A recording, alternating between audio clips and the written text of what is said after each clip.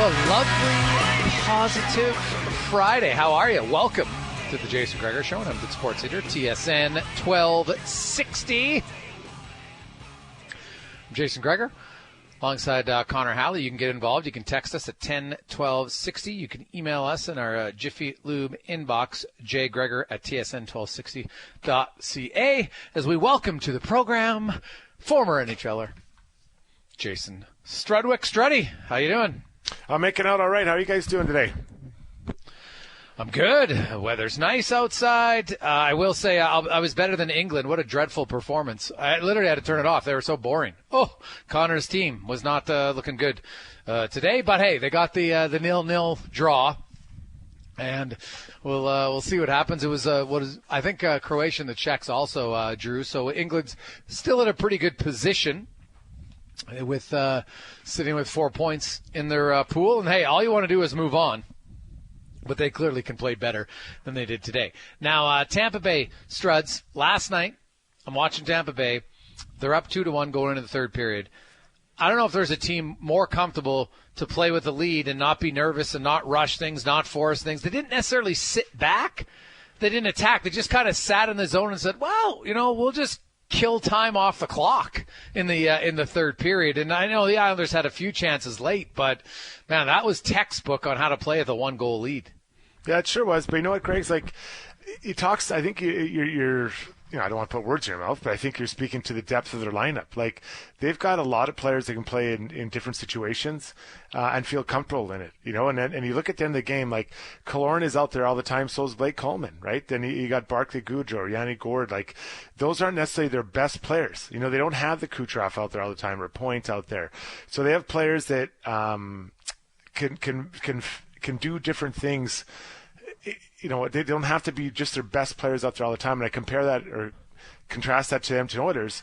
Like, when the Oilers are protecting the lead, it's got to be Leon Draisaitl out there. It's got to be, Nuge. It's got to be McDavid or Puljujarvi. Like, after you get past those first few guys, who are the Oilers that you looked at and thought we can trust it? Josh Archibald, I think we can put him in that group. But let's go through it. Cassian, Chason, Neal. Sure, and maybe in some situations feel comfortable, but that's a big difference, that they have guys that they feel comfortable and can trust in any situation farther down their lineup than just the first line.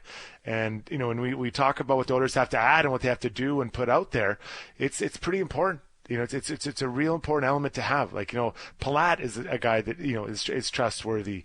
Cirelli is another guy you trust. Their fourth line isn't quite at 10 minutes, but they get close to it.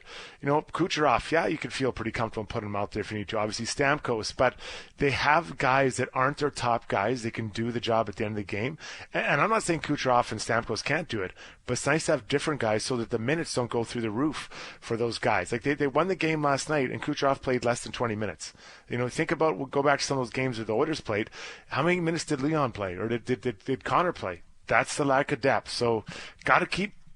You're always comparing yourself to the best team in the league, or one of the best four, I guess, team in the league, and that's a big issue that Oilers have to figure out.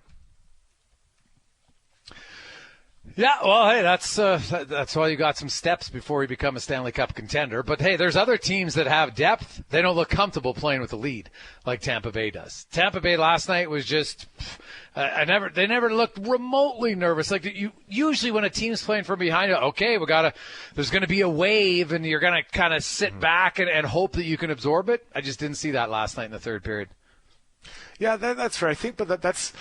So part of that's their personnel because they've been through it before, but also they know their system and they trust it, and everyone follows it. There's no individual artists, no one else than just ripping off their guitar and, do Johnny Be Good on their own. Like, they all know where they're supposed to be, and they're all trusting in their system.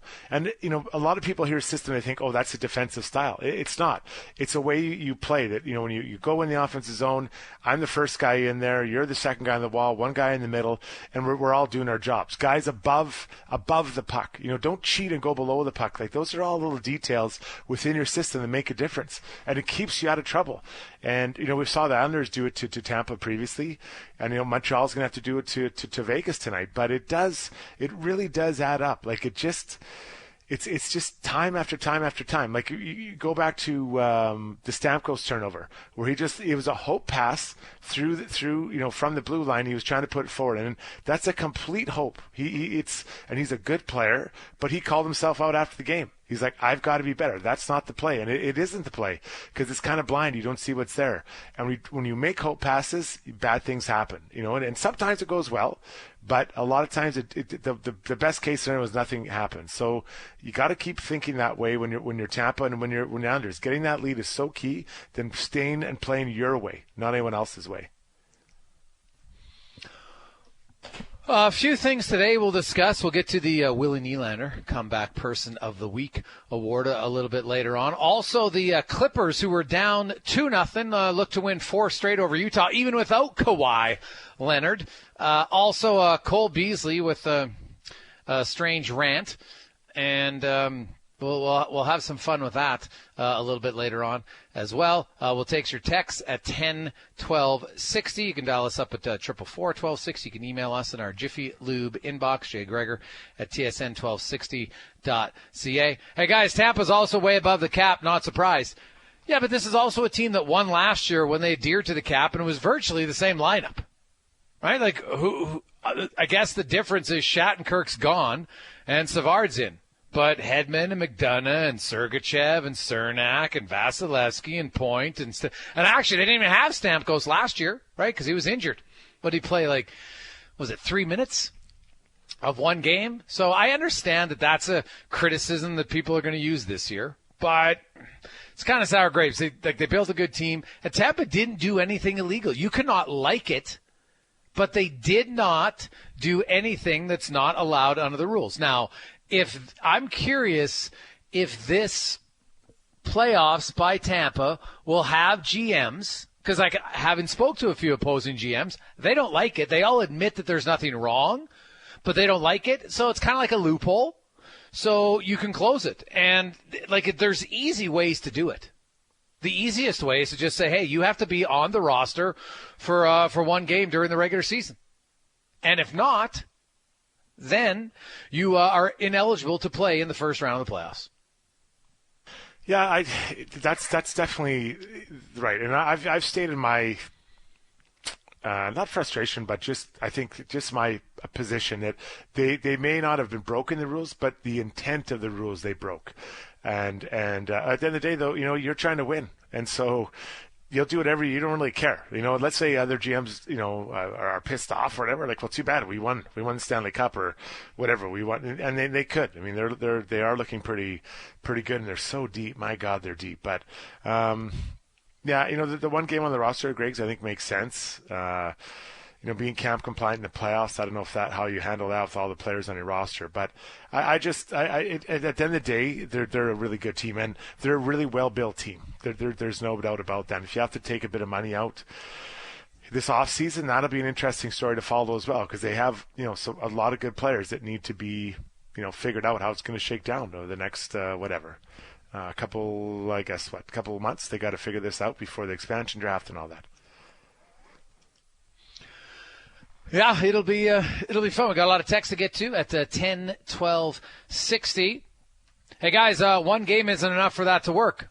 Well, why? Because Kucherov, think about it. Had Kucherov had to come back on the roster, they would have had to make cap compliant, right? Think about it. How could they have gotten Kucherov on at the end of the season? Couldn't do it, right? Couldn't do it. So if Kucherov plays and gets hurt in Game 6, and then he's out for the year, well, that's kind of different. Like the Patrick Kane one of Chicago, right? When Patrick Kane got injured right before the trade deadline. That wasn't on purpose. You'd think he wanted to get injured? Like, no chance, right? So this one is one where they did the surgery. They didn't do it right after the end of the season. They waited like 2 months. Then they did the surgery, and they announced at the start of the season, we hope he'll be ready for the playoffs. And then magically he's ready, perfect timing for the playoffs. I can see why people are like, hey, wait a sec.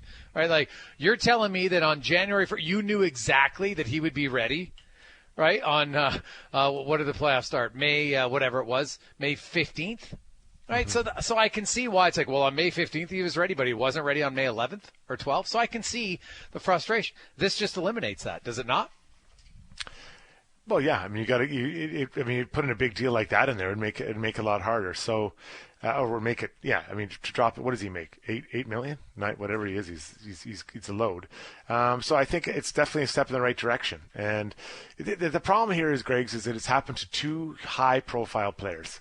If it was, a guy making $1.5 million, $2 million, I don't think everyone's, quite as worked up. But when you're dropping Nikita Kucherov with, 9.5 million in his pocket into your lineup, and then he comes out and just tears the league up, I think that's what is a little bit difficult. Like, I know he's a good player, but he's doing so well.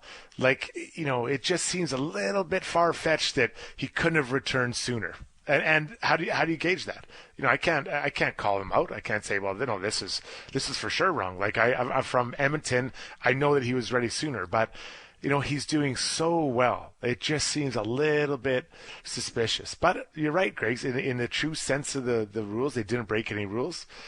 So you roll on, and then hopefully, they adjust it, because getting Kane back and this guy are two huge bonuses. Two just absolutely humongous.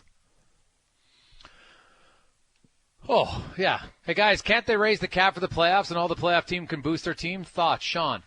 Well, I think you could look at it. I know some say just have the salary cap for the playoffs. And because of the taxi squad, right, that's another option. You can just say, hey, you got to be cap compliant for the roster that you ice in the playoffs. Now, if a guy gets injured, you probably have, like in the regular season LTIR, once you put a player on LTIR, well, then they got to be on there for whatever it is, 30 days, 10 games. Well, in the playoffs, maybe you adjust that to 3 games, because obviously you're not going to do 10 because if a guy gets injured that much, because in the regular season, when you put a guy on IR, which you think might miss 1 or 2 or 3 games, that still counts against the cap, whereas LTI doesn't.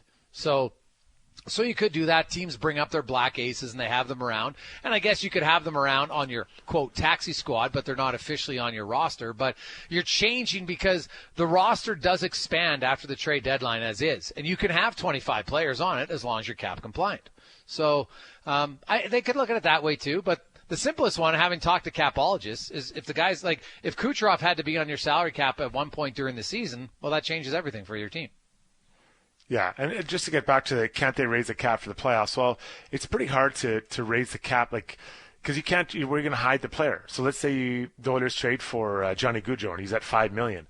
Well, where are you going to put him for the time from the trade deadline to the end of the season, right? Like, it doesn't quite work. It wouldn't work quite as well. You'd have to trade for an injured player, hoping that he's going to be back again just to start the playoffs, right? So.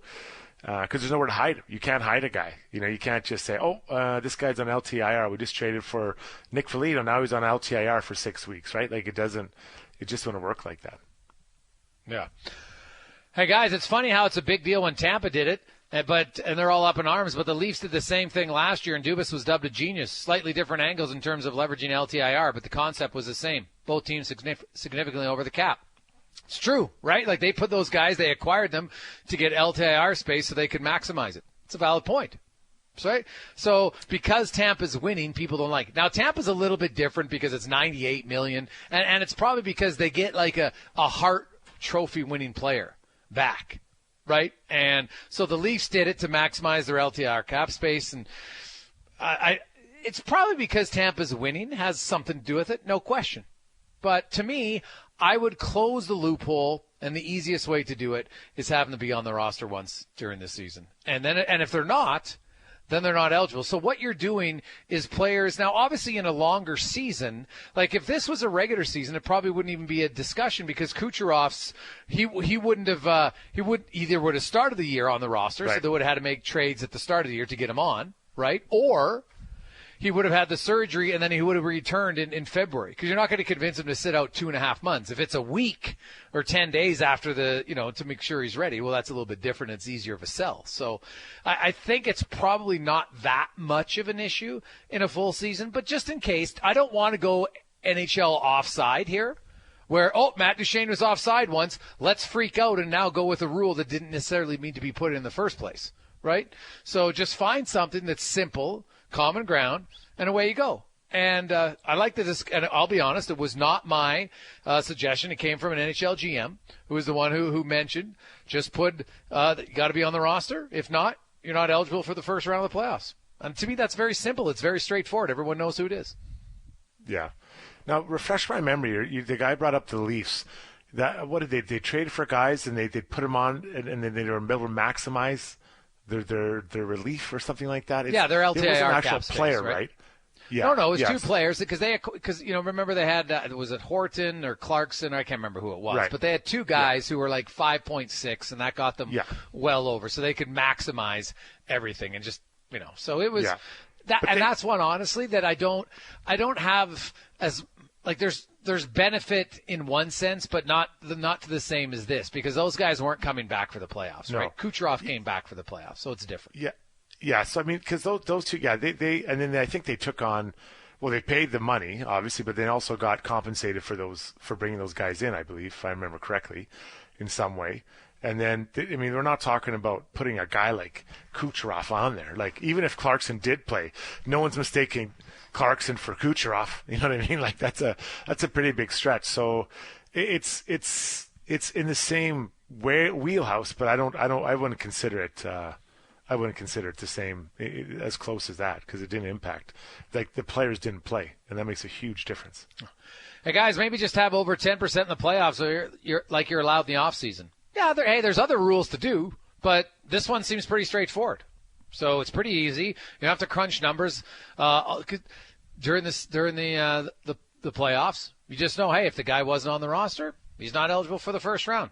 Start over. Like, it's pretty cut and dry. Let's get to Struds On, brought to you by Next Gen Transportation, a heavy haul transport provider, 100% locally owned and operated. Oh, I can tell you, they have all safety compliance all the time and all the big loads that they are moving across our fine province at nextgentransportation.com. The Jason Gregor Show presents Struds On. Beer. There's a bouquet of enjoyment coming in my mouth there. His playing style. I have a little bit of a prick in me, I think, a quieter one. It wasn't always comfortable, but I did it. And I just did it and accepted that was the way it was. Coffee crisp. I just hold on to it. I just hold on and I suck on it. Right in the roof of my mouth. It's unbelievable. Whatever this is. His speed was so fast, he would just take off. And then he beat Manning. Got a little distracted there. It's time for Struds On. Tom Ducharme of the Montreal Canadiens. So, the report came out today. There was some testing inconsistencies for his COVID report. And then recently it's come up from Darren Dreger saying that it sounds like he may be out with COVID protocol for the next 10 days. The head coach or interim coach, whatever you want to call him, of the Habs. And as soon as I saw it this morning, I started thinking, how would this affect his team? You look he came into a situation that was a little bit dicey, and then he's got this team playing well, and now one of the orchestrators there is kind of is out. Now you can still have communication with your team and your as far as through video, I guess, or phones or emails or whatever like that, but you're not actually there. So there's twofold. There's obviously the thing about on the bench, decisions being made, the feel a coach has. And look, Richardson could take over. I don't think Alex Burrow would take over.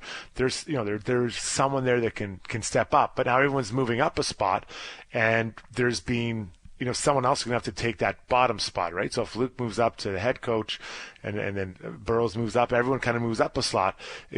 Everyone's moving out of a comfort zone where they know they know what they've done. They know the feel of how it's gone in the playoffs. And then for the players as well, you're also sitting back looking, thinking, okay, well, before it was this guy tell me who's going out. Now it's this guy. Because generally speaking, the head coach calls out the forward lines.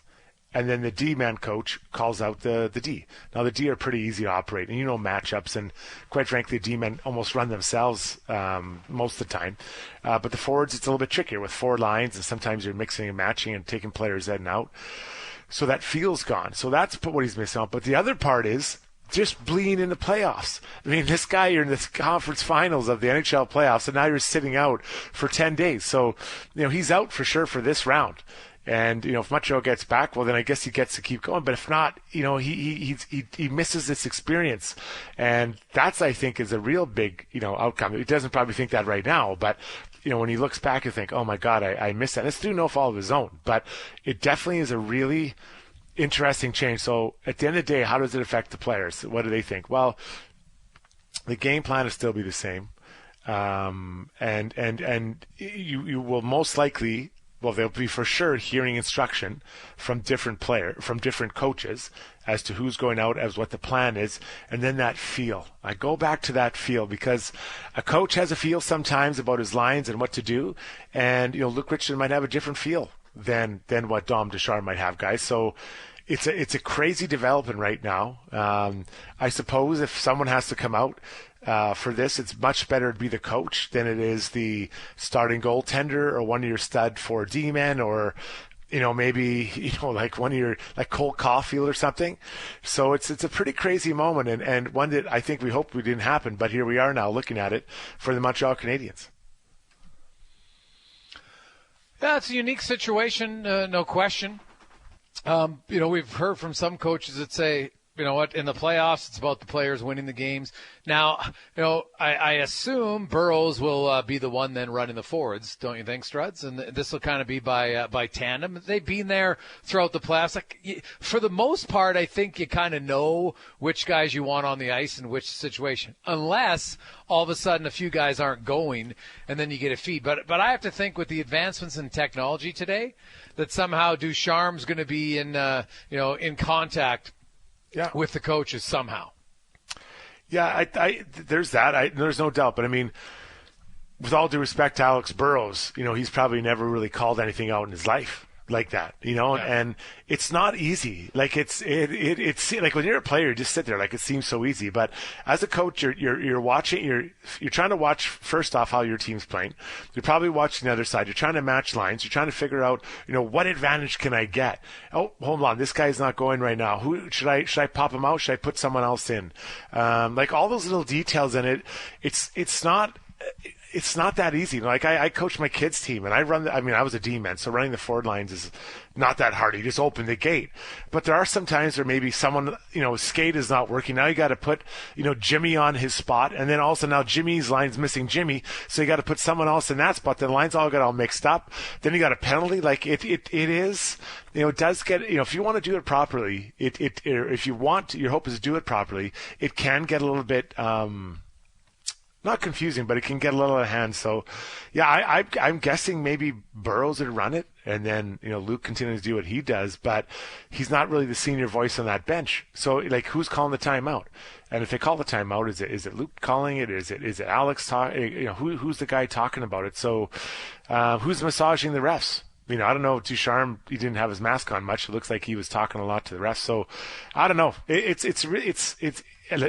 not the end of the world, but in this moment, it does probably seem like a pretty big deal for that coaching staff.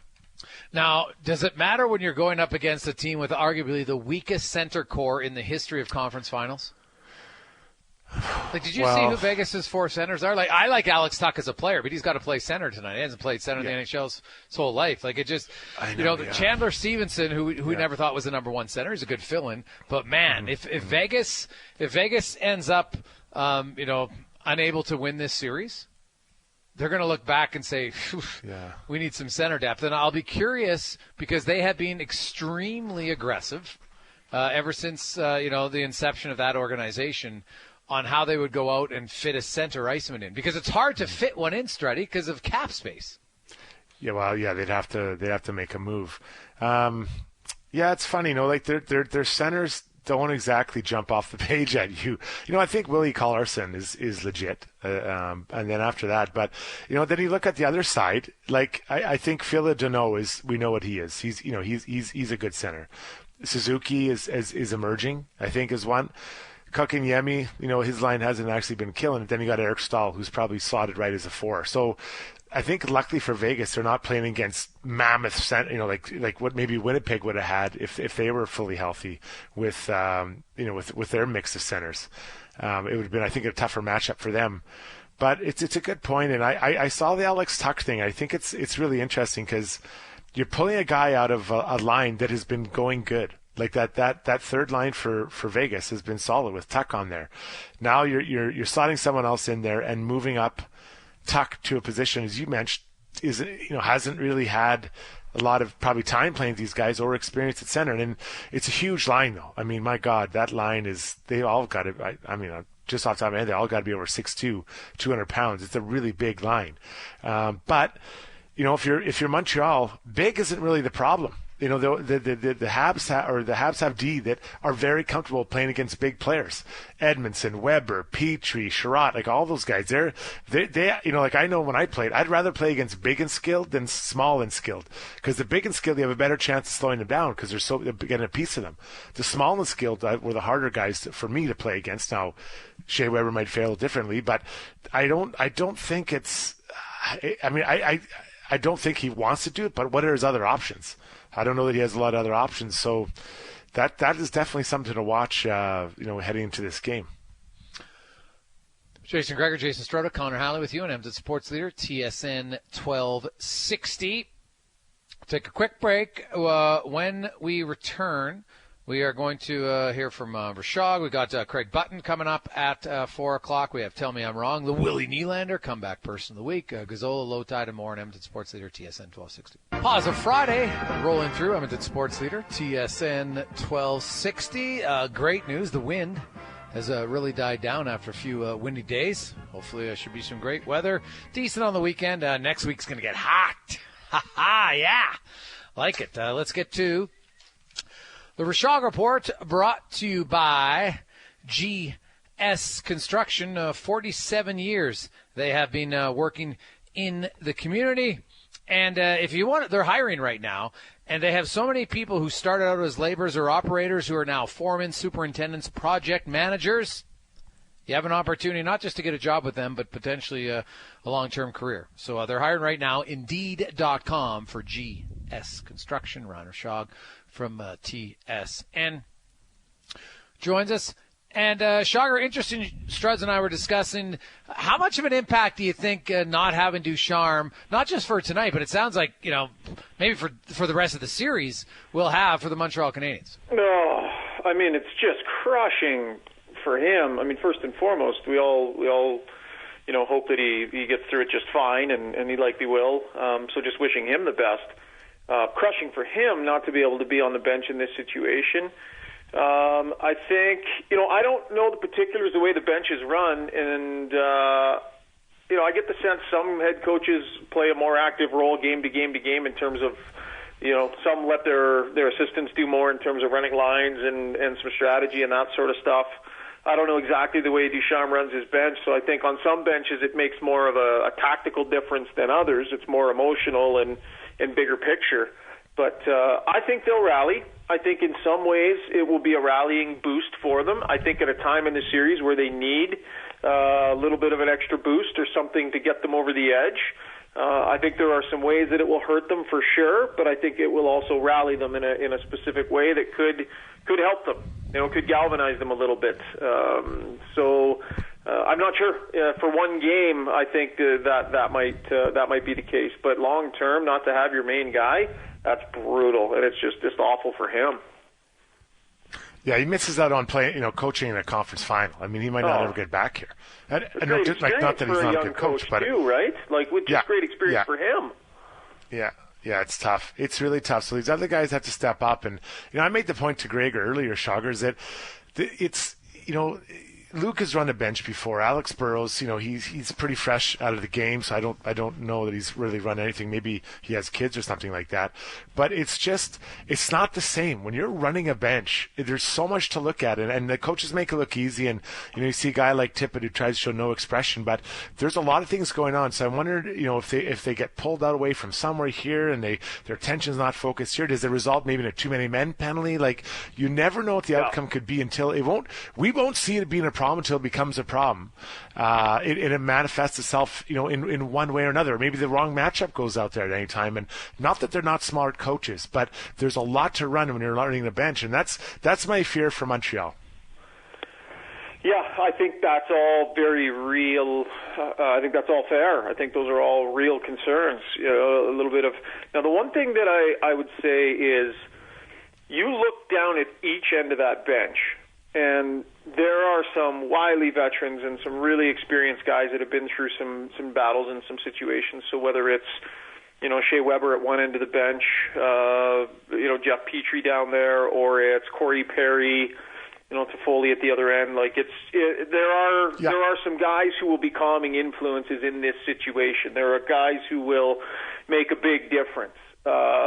If it were a younger group where the core, even Carey Price, right? Carey Price is so calm the way he goes about his business. I think if there were a group to maybe deal with some of this, that core group might be the right guys to look at this. And you have the right voices in the locker room who can stand up and say, hey, here's why we're going to be okay, fellas.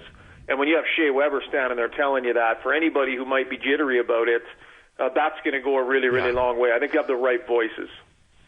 Well, you see, we're joined by Ryan Rashog talking all things NHL. Like when I look at their bench, I see Dominic Ducharme at the front, or in the middle, kind of. Burrow's up with the forwards, and then Luke Richardson's on the D. So generally, what happens is that Ducharme, the head coach, will be calling out the forwards. Luke Richardson's calling out the D, and Burrows is I think Burrows, if I remember correctly, he has the mic in his ear and he's calling. So now everyone moves up a slot, right? So, is Luke going to be the head guy? And then who goes? Then so you only have two guys, Burrows and Richardson. So who comes on the bench? Does Sean Burke come on the bench? And Sean Burke is not. Is he going to be the guy with the earpiece in his ear? Because Burrows can't be running the D and yelling out, or he can't be running the forwards with it. Like guys calling out the people can't have the ear thing in their ear. I don't think. I've never seen it. Yeah, and I guess it's a matter of what creates the least amount of disruption. So, Richardson has head coaching experience in the American Hockey League, and obviously tremendous amount of experience playing. But can you all of a sudden say, okay, you're the head coach, today you call the forwards, and off you go? And he's supposed to just pick that up, no problem. I don't know. I'd be interested to hear from a coach and find out, hey, is it like riding a bike? He would have been on the bench and calling out forwards a certain number of years ago, and maybe it's just no big deal for a guy to just step 8 feet down the bench and just completely change what he's looking for, what he's watching for, his thought process at the whistle, where he's looking to see what they're doing, all those things, those instincts that you have are different now. Maybe you're looking more at D. You're supposed to be looking more at D pairings who they're putting out on D when you're throwing your guy out, which side the face-off is on, so you got to get the right center out there. So what's the least disruption? Does he just keep calling out the D, and because Burrows was down at that end of the bench, maybe, but now are you giving him that responsibility? So, it's going to be a juggling act, and I would think Richardson just steps up and takes it and does it. Yeah, I see, because the problem is that, but then Burrows have to go run the D. So everyone's running something they never run before, right? Yeah. And it's a feel, it's a sense. Now, I'm not saying it's over for the Habs, but just trying to make people aware that it is difficult. Like for Alex Burrows, who's never run a bench, to my knowledge, before, is also going to be calling out in the conference final the lines that he wants, the matchups, and watching what's going on. Now, he's a smart guy, and he could probably do it, but it's not as easy as the head coach make it look. So really interested to see. Joined by Ryan Rashog here, talking all things at NHL. Struds, one more thought on that, if I can. Would it make sense to have, you bring in? I don't think running the D pairs is. I don't think it's rocket surgery back there, right? So I think maybe whoever's new on the bench, maybe they take the D, and maybe Burrows sort of takes the forwards, but maybe Richardson and Burrows combine on the forwards and kind of work that together. So maybe you kind of split it up a little bit. And probably the easiest thing to have somebody that's not normally on the bench doing would be calling out the D, I would think. Hey, and then you've got veteran D-men. Yeah. Throw Weber or Petrie over the boards. They basically would run themselves, right? Yeah, and they and the D, it's easy. It's really easy to run the D, and by now they know their matchups, right? It's unless there's a little nuance you want there, but Luke Richardson could pop back and be like, "Hey, Stradwick, put this guy out with this guy," so it's no big deal. Shifting over to the other side of the pond, and I know Jason Greger's involved as well, but we're taking over this conversation. Alex Tuck looks like he might play center tonight between Stone and the guy they call Pacioretty in Vegas. Interesting change for a guy that doesn't have a lot of experience with those guys or as a center in the NHL. Yeah, I mean, I like Tuck. I like the way he moves out there. I like the speed, the size. His game can be ferocious at times. I think there's a lot of really good things in his game. So I don't know. I mean, I'd be comfortable moving that player around the lineup just because he seems to do a lot of things really well. It was interesting. Like how much do you need to shake things up? How much do you need to rattle cages if you're Vegas? I wouldn't think it would be anything close to. You're not too worried about the way things are going. So I don't know. Sometimes you just sort of change things up, I guess, right?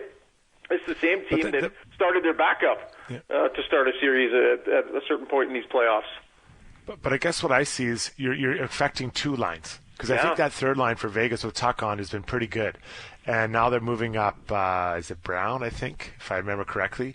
And he's moving to that spot. And then you're moving Tuck up. So, and I know you have no choice because Stevenson's not there. But but like the one, it's like, you throw a pebble into the river or into a lake and there's all those ripples, right? There's always ripple effects. And so does that make the third line not as effective? And maybe your first line, it's just the same. So is it worth it? Or is it worth to keep your third line strong and then put someone else in there as a placeholder, right? Like, it's worth it all day. Their top line isn't scoring. Because Pacioretty and Stone Nicholas Waugh can't finish. He can't put a pebble in the ocean. So, you know what? For me, moving Alex Tuck up makes the most sense at this point right now. And, your second line's the same, your fourth line's the same. Like, these guys are in the NHL. If all of a sudden your team's going to fall apart because you move one guy off the third line to the first and you bring in a new player on the third line and Sakura, I don't think it should impact them that much. If anything, like Alex Tuck I like a lot, and I think if you put him with more skilled players, I think there's a chance that I like this move. I still, because he's not a natural center, I still think it's the weakest 1 through 4 center I've ever seen in a conference final. But nonetheless, I think Alex Tuck on that top line, that guy can flat out fly. He's physical. I think this will give a little bit of life to Pacioretty. Yeah, and I don't think Strudge is suggesting the lineup will fall apart, but it is an interesting tactic. Like, you can make a change and adjust one line where you lose someone or you have an injury or whatever the case might be. And leave the rest of a relatively successful lineup together, or you shuffle things around and you disrupt a couple things. I don't think it's about falling apart. It's just about is it a little bit more of a shake-up than is necessary in a lineup that has gotten pretty far here. But I do agree with you, Greg. Like, I think you can play that guy in a bunch of different spots. I just think he's an excellent player. I mean, man, I watched him in the bubble last year, and when you get into the rink and watch this guy up close, you just see how well he actually moves. For a bigger guy, and throw him out there more. Why not? I think he's just, to me, he's exactly the type of player that is sort of indicative of why Vegas is successful, because he's this combination of speed, size, and skill that can be relentless at times.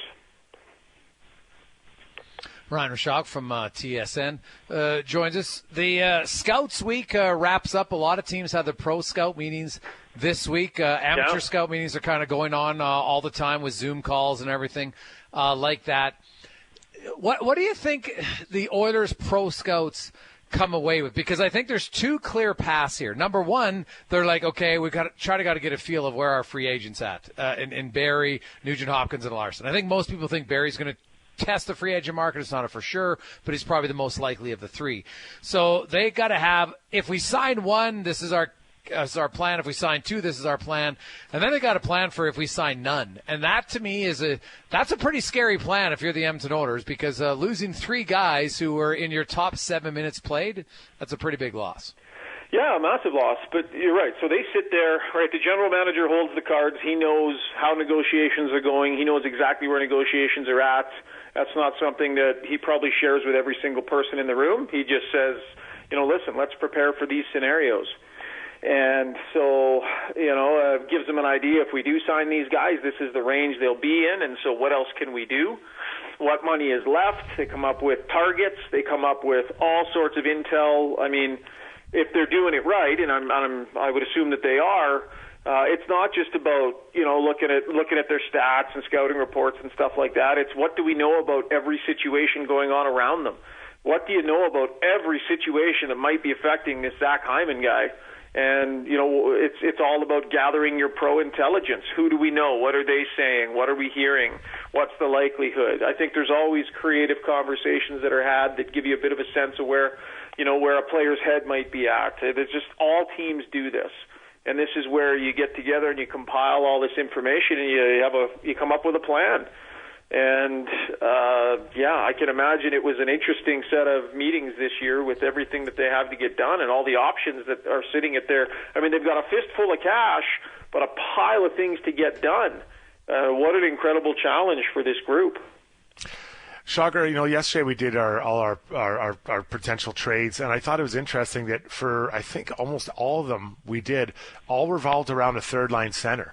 So are we, should we recategorize where that fits in as far as priority after watching these playoffs, or was that just one of those, what you like to call coincidence? It might have been a bit of a coincidence. That was a fun exercise. Thanks, Greg. That's love doing that kind of stuff. Well, you got a week to plan, so don't give us some lame excuse next time. What do you mean, next a week Thursday. To plan? You got until next Thursday is your next trade proposal, so you have 6 days. So if you can't come up with one that you don't like better, that's not on us. I don't do homework on this show. I'll let you know Wednesday how I feel about it. Yeah. But yeah, I think the third line center position is one we all know needs to be addressed and hasn't been addressed in a number of years. The last time they had anything close to tracking for a plan at third line center was when Ryan Strome wasn't working out as a top six forward, and they sort of had him in that spot, and he was kind of embracing it, and it was sort of like, wow, maybe this guy will develop into the third line center this team has needed for a while. And then we all saw what they decided to do with that option. So there hasn't really been the proper type of third-line center with this organization in some time. And so I think in the playoffs, it's certainly where I notice it. Little moments in games where you don't necessarily have the right guy, that utility guy to put out there on the ice. But I think those left wing spots are pretty crucial, man. I mean, who you're playing next to McDavid and next to Draisaitl. I think in particular you got to get one of those two. You really got to get one of those significantly right. I think Puljujarvi has the chance to be the combo with McDavid that you can throw someone on the left side and doesn't necessarily have to be a world beater over there. But I think you got to have one truly high impact player on one of those two lines on the left side, and that's, to me, it's a huge priority for them. Shagar, have yourself a good weekend. Enjoy celebrating your son's birthday and Father's Day, and we'll talk to you on Monday. Yeah, sounds good. Happy Father's Day to you guys as well. Have a great weekend. That's Ryan Rishaug from TSN. The Rishaug Report brought to you by GS Construction. They're hiring bulldozer operator, loader operator, pipe layers, pipe layer helpers, and their company has a history of people starting out indifferent and just moving their way up. If you're good, they like to keep you and move you up, and higher up the rankings. That's only at GS Construction. We will return. We got Tell Me I'm Wrong and more on Edmonton Sports Leader TSN 1260. You're listening to the Jason Gregor Show. So it's confirmed Alex Burrows and Sean Burke will be on the bench, and Luke Richardson will be the head coach tonight for the Montreal Canadiens as they get set for Game 3. Home ice tonight in Montreal. Up to 3,500 fans in attendance for the game. As it's time now for Tell Me I'm Wrong, brought to you by Legacy Heating and Cooling, where the rates never change. No overtime charges. That's how you build a legacy. It's Legacy Heating and Cooling. Go to legacyheating.ca. Book your AC unit today. The Jason Gregor Show presents Tell Me I'm Wrong. Okay, this has kind of been bothering me for a while, and I finally have to get it off my chest. So, Instagram and social media, Facebook, Twitter, wherever, although preferably it should be on Instagram and Facebook. I think Twitter is a different animal on what you post there, but nonetheless, people like to post when they're on holidays, and that's fine. Hey, sitting at the beach.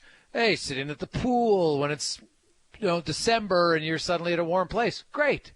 But can we just ban people who take a photo while they're sitting in their chair and they take the photo looking into the water, the ocean, the beach, or the pool, and all you see are like from their knees down, and then 90% of us have gross feet. Feet are not attractive.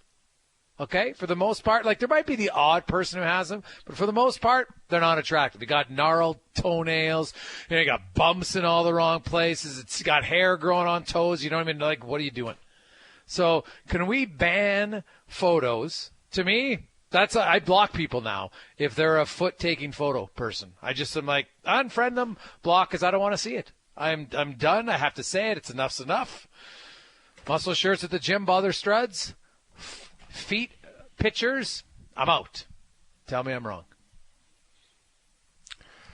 So let me get this straight. A lot of your friends are taking pictures of people's feet, of their own feet, like on the beach? Of their own, well, like I wouldn't say lots. Doesn't have to be lots. How many people wear a muscle shirt at the gym? 2%? Well, too many. But it's enough. Too many. It's enough. That's my point. So what are they, like, I just got to get a vision. Is this like, I see sometimes people, like, you can tell they're sitting in a chair and they take a picture from kind of their chest down to their feet. Yes, they're sitting, yes. That's and so you don't see their face. You don't see anything about them other than their feet pointing in. So all you're doing is what I thought, oh, look at how good the beach looks or the horizon. No, now it looks ugly because I focus on your feet. Yeah, it's terrible. Yeah, I have to admit, I don't even look at their feet, to be honest with you. I see those pictures and it doesn't really do much for me at all because it just tells me that they're at a beach. I'm like, okay, cool. But it doesn't really, I don't know. I don't even look at their feet. Now I probably will more, but, I don't know. I don't look at people's feet usually. Like that's not what I'm drawn towards. So you are a foot person. I don't want though, to, so you but prefer. I can't look away. So I don't like it. Like it's, you know how you're just like, oh, I draw to it. So now I'm just like, mute, block, whatever, unfriend. Because there's some people that do it way too often, and I just find it's like I just find feet are just not overly attractive things to look at. Like they're vital. They're vital to be able to move, balance, but I don't need to see pictures of them. Connor? I'm with you 100%, Gregor, and I'll take it a step further even. Like some of the captions that go along with those types of pictures, no fun was had was the one that stands out to me. So cringy, they're bad, they look gross. I feel like people that disagree with you are going to be really telling us a little bit about them and you know, preferences that they have. But no, I am not a fan of that. That to me, it's just some people post way too much on Instagram. If there's one thing they want to cut out, feet pics, I'm 100% good with that. I like this one. Hey, JG, the most annoying thing is that or fish lips, the two most posted pictures. Fish lips. Oh, straight. Well, I don't think I've ever taken that. I don't think I have, unless I was kind of as a joke. But yeah, the fish lips one. I'm like, here's the thing. You're ladies, like you're attractive regardless. Like the fish lips isn't making you more attractive. Yeah, no, but then I notice always girls, not every girl, but a lot of women, they also kind of have they bend their one leg up and tilt it to the middle when they're standing beside. I've noticed that's a real popular one too.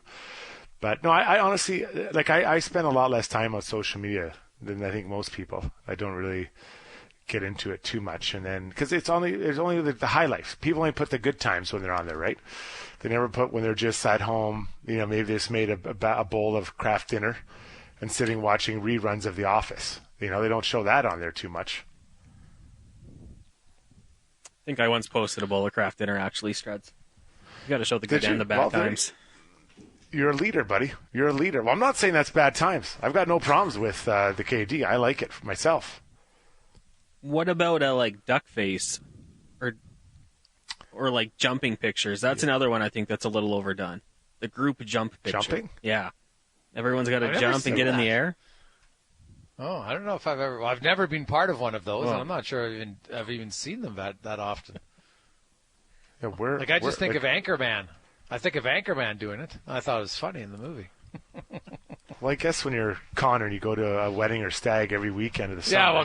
Connor's those, basically right? He's at stags or weddings, and there's a lot of jumping going on there. Yeah. If you know, is jump around playing during these pictures, or videos? No, I mean, is the song playing? You guys are Office fans. You know, there's the episode where they go to take the picture out front and they want to get a jumping picture, but they can't time it. Like, that was a real thing. A lot of people wanted to get jumping pictures. I went with a group of friends to Banff once, and I was just like, no, I'm not doing it. I will stand. You guys can all jump. And Love it. Stand your ground, Connor. Stand your ground. Are you insecure about your vertical? Would have jumped out of the damn picture, Struds. That's why I didn't do it. 42-inch shirt. Oh, jeez. I do like what a few more texts coming in. What a peculiar thing, JG. For a man who's mastered many things, it seems strange to me that this is the one thing in the world that bothers you like this. Well, hey, we can't. It's just, hey, that's okay. But there's just, everybody has certain thing, and it might be, you might be like, this is the dumbest thing ever. You're totally fine to say that. But for me, I'm just like, no, I'm done. It's too much. It's too much. And any of my friends who think they're funny by sending me pictures of their feet right now, you're getting blocked. So there you go. Yeah. Blocked. Be great. You know, I just figured that out, actually, how you could block, because you know how you get those text messages from those scammers? And yes. I just figured out how to block that number.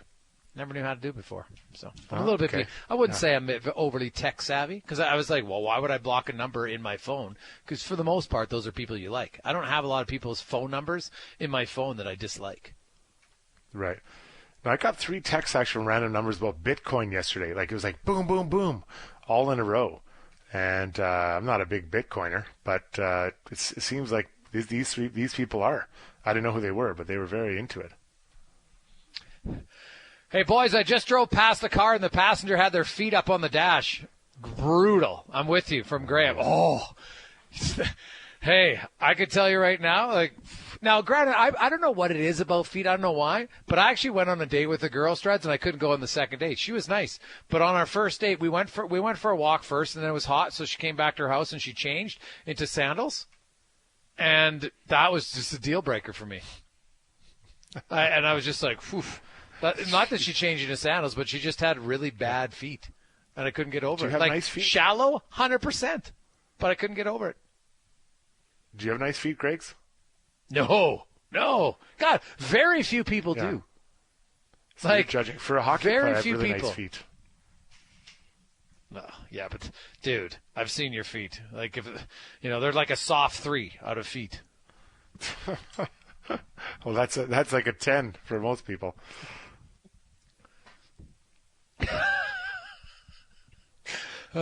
Hey guys, do you know who started duck lips? Honestly, I have no idea. No idea. Yeah, I have no Somebody idea would either. know, but don't ask me. I don't know any trends as who started. Did anybody, like, is there any trends that have been started that I know? None. I can't put anything. So, hey guys, my wife puts her feet up in the dash. It drives me mental from Killy Buns. Oh, wow. That is, like, I don't know. I grew up with my buddies, and it does seem to be more, maybe because on average, women are a little bit shorter. But it does seem to be definitely more of a woman thing, putting feet on their car. Like, did any of your buddies, as you're going on a road trip, ever put their feet on the dash? No, that wasn't happening. Most of us probably aren't flexible enough to sit there comfortably with the feet on the dash. That probably plays another part in it. But I don't know if I'm trying to think if I've ever seen a guy do it. I've been in other people's vehicles when you're in the back seat and you see the passenger do it. And it's not your place, but I'm like, are you kidding me right now? Like, it's disrespectful. Seems dangerous. Yeah, it's true. I guess if the airbag went off when your feet were up on the dash, that probably wouldn't be good. Yeah. Could go bad quick.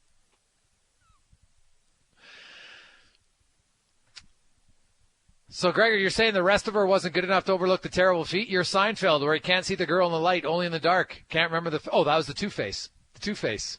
Yeah, she looked great in the one spot, but not anywhere else. Mm-hmm.